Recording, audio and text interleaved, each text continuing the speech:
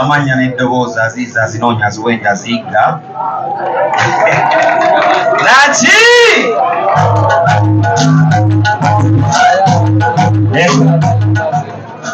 people power Laura yawo mbere wano ng'ajogera ebigambo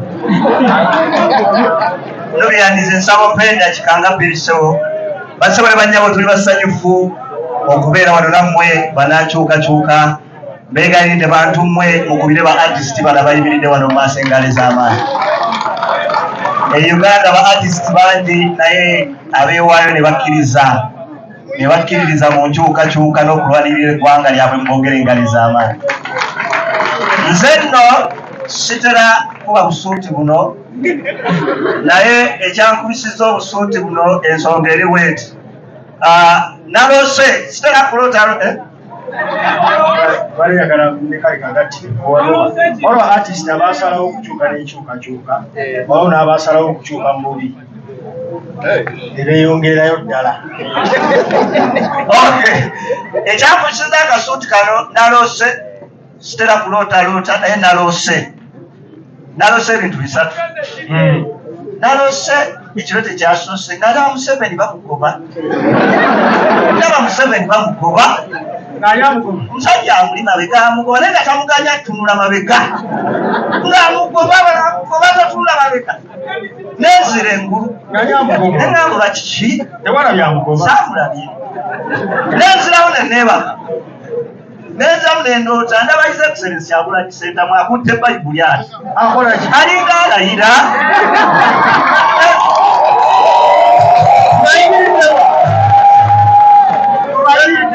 gezaako okujjukira we yabadde naye ng'alinga alayira bigambo tubivaayo naye ng'agamba I will protect this country ebigambo basirikoki simanyi olwo nga byogera mu lulimi ki n'abantu bazungu protect this country gezaako okisika nebawamuka nenzira engulu kiki nakanzirewo neebake olota mu seriisi bwenazirewo neneebake era nendoota nga nkubidde essimu ani His Excellency angamba olabika ne President of the Republic of Uganda Kyagulani Ssentamu nemubuuza kiki nangamba onaasobola obwa Prime Minister nobula ekintu ekyo kankirowoozeeko sebo bwe busuuti buno nzize kikyawalwotegeeza katidako olonzo ndirudawa olota ndirudawa bakusiba people power. Thank you so much, Mona. Assalamu alaikum warahmatullahi wabarakatuh. Assalamu alaikum warahmatullahi wabarakatuh. Fasira kuchimayi bulungi nnyo twatu tugomba kufront kigambo kimu nti ki kugamba tutya katufunyiza ki esi enu Segeza nuku yaliwo kulembe gw'omubaka okitegedde si eki naye yagitegeera kuba bangi bwe baki babeera nga bali ku kiki nga bali ku kikyamu tetuliko kituufu nga tebakoze eki tetusobola kukola bantu bantu bonna bonna bogenda okula okuleka bagambe nti mbalekedde Uganda mugyenguze ngibawadde era saba omulundi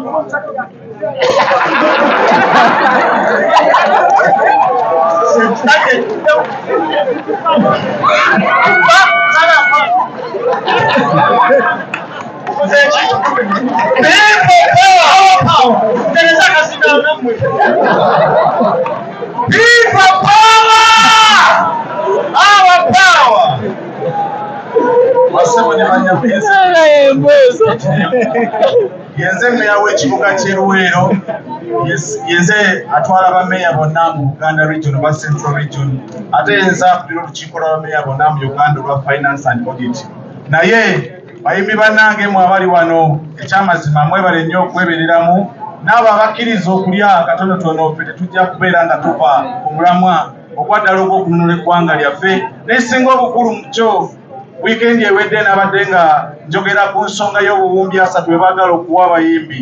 Abayimbi tetuli bubi wadde nga naffe tetuli bulungi nnyo naye tetulina yadde ekyuma ekiyamba bannaffe abalina kansa mu Uganda. Nze nno ndowooza nti gavumenti nga ndi mu kamera zino obusente temubutuwa kuba tetubwetaaga, mukwate ssente mugule ejjuma mukiteeke mu Cancer District tuyambe bannaffe abali obubi.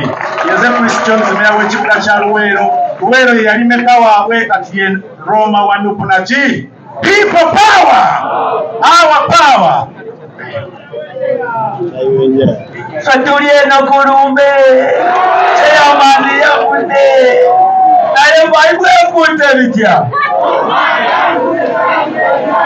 obutume planet gemanya mbagala nyumpanga Yo, Ari 3000. Story kinayo kyaliyo kumagala nnyo. Bebale nnyo, bebabere them. Never use them, never believe in me. So never disappoint those who believe in you. You are Princeton's good Lavika. Iraga enjomu wanda wa His Excellency Bobie Wine Chagulanyi nachi. Na ilo chitegele Yama banange luli chalu chango tude mu ntebe y'eggwanga. Tuli joga gwe mununuzi w'ensi banansi tukakubere. Yama Kale bannange amanya yenze Foji Spence omubanda wa His Excellency mwana Kyakabi President tukutumidde. People power ra cha singo polisi gemanya agakola sente omuyimbo wekasambya mubende sebo Kyagulanyi Jenvudde nze ndi muyimbi muto naye nsisele omubaka wange pafula gitu babubire ko ni bamwe tebakulabye satuka mubende kasambya naki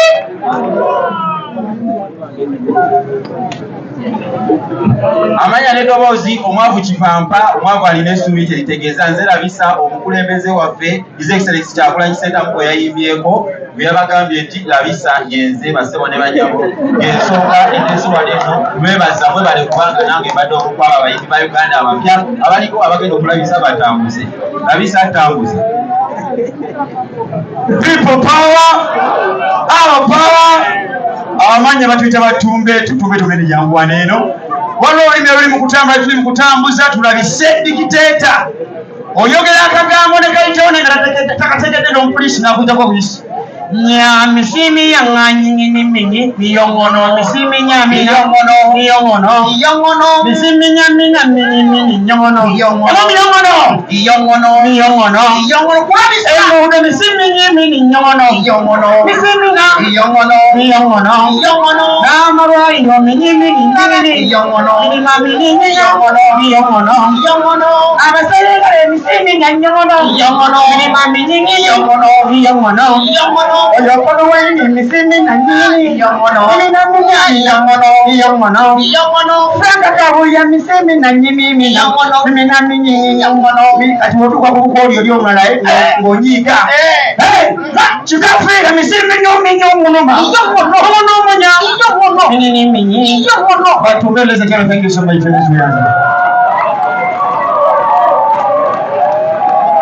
Okay Nambemu Salamatullahi ta'ala barakatu Kambalele ko bachali bange mwena abannuku bwe muti Omanyi nze gyenva Butambala oyawukanyeko no mu industry gyembeeramu ewaffe gye tuva teva mutu ate nakulira mitiana zake zivuge kati ate nembeerako ne mu kibiina ekivaamu omukulembeze ngamba ngate ye Bobie Wine Firebase ate nga bachali bange Firebase mbagala nnyo ntumidde mukyala wange Dumuna naye wali awo okwagala nnyo we bali kuuma Uganda ate nga ndabula kuno kulabula ndabula banamawulire munkwate kana akantu ndabula omuyimbi alya ssente ng'omuliwo omusolo tannaba kutereera tannaba kufuna tannaba amalwaliro mabi bannange enguudo mbe mbagala nnyo bapitaka bakomaje gakutaka People power, our power. Amanya n'eddoboozi nze Top Daddy mutabani w'abasudde yefe abatuyimba tuli bubi n'aziza Zioni ne Stop Police Brutality tubagala. People power, NUP everywhere. My name is Arimakas Emeritus from Bara University of Science and Technology. I wouldn't have come here looking at the big names here because we're young artists. But the same way how we are young and you look at President 7 and you think you can't make it is the reason why you came here. You can do what? You can make it! And that's the reason why I'm here. Omanyira tubadde miyongono kati oba mbadde mu kisimanyi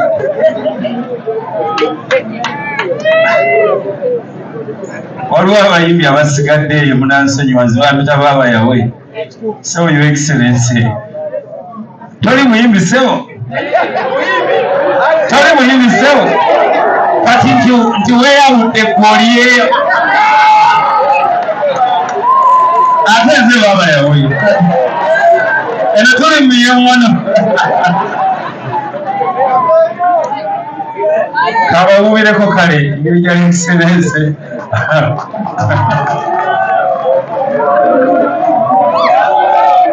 miyongono basone banyawo omanyiyo ati bwatyo tugamba ffe tetulina akatiba mwe tuyitira oba oyitidde miyongono nojja oba oyitidde mukyayi wanjaye oba oyitiddewa yenna aba artist kasita abantu baku appreciatinga eddoboozi lyaba nti eddoboozi lyaki oba miyongono aluli sense nnyo okuba part of you tonight and this is the biggest industry in Uganda. Ekulira ddala ku speed ey'amaanyi nti aba artist tebajja wano tebazze wano bawa ssente naye bazze okwongerako nga si bagule yenjawulo mbadde esaamu ekulereko mu ngalo basiba ne banjawulo. Tewali kampani eggulawo Uganda nga teteenize artist. Bubuuza excellence wonna watandikidde wonna zi Coca-Cola, Shell, to mention but a few. Bwebanga Nuupu ejjukira ba artist nga entity y'amaanyi bweti, so this is the future of Uganda. Waliwo abakyalina ensonyi naye temubanenya, buli omu atondebwa mu ntondebwaye, but their contributions towards the development of Uganda to be appreciating. Muto wange Nubian Lee okubanga okula entity eno tukwebaza bingi ebiriyo. All meetings zibagendamu ennaku zino eza ekibiina ky'abayimbi waliwo ofuluma bakwayo miliyoni 2 naye abayimbi abasinga wano tebakola ki tebagendayo. Tukkiriza ntusobola okuyimba ne tukitaano miliyoni 5 olwogenda mu meeting tukkiriza ntusobola okuyimba ne tugagawala nga tetudisenza mu bwa musolo so nga omu kuba inspiring okuba balegend mu kuyimba ng'ate nze baaba w'omukulembeze agenda okukulembera Uganda mbadde nsaba mukubiri abayimbi wano ku Bugalo n'Akalulu okuba ng'ate bali mu maaso wano era nga mubasse mu busamaanyi okusinga okugabamala mbajjukiza nti ati Katonda ffe yatuwa oyinza okuyita miyongono ate n'omaliriza waki oyinza okuyita mukyayi w'enjayi n'omaliriza n'okola ki n'okikuba. So as long as you appreciate us, we so thankful. Mwami Zaake nange okumpita wano okubanga ndi part of abavubuka bano webale nnyo webale ddala. Ssaabasajja Kabaka wangaale ne President muto wange afuge Uganda nze mujja kumanya title yange afuta.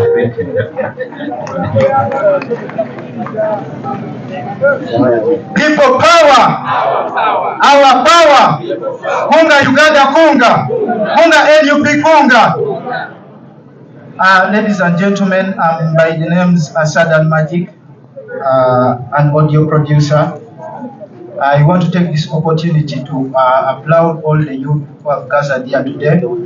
Njagala kubeeyanza nnyo okujja ku luno lunaku ate njagala kwogera ebigambo ebitono nnyo. Then we move forward to the next as arranged by the next programmers.